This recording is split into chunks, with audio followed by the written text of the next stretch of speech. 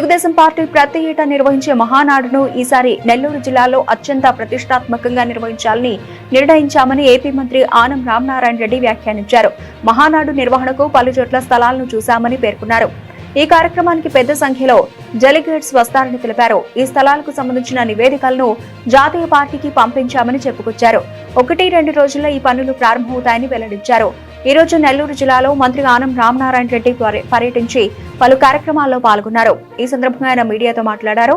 44 ఏళ్ల క్రితం దివంగత మాజీ సీఎం నందమూరి తారక రామారావు టీడీపీ స్థాపించినప్పటి నుంచి మహానాడు జరుగుతోందని తెలిపారు. ఈసారి మహానాడును నెల్లూరులో నిర్వహించాలని సీఎం చంద్రబాబు, మంత్రి లోకేష్ నిర్ణయించారని అన్నారు.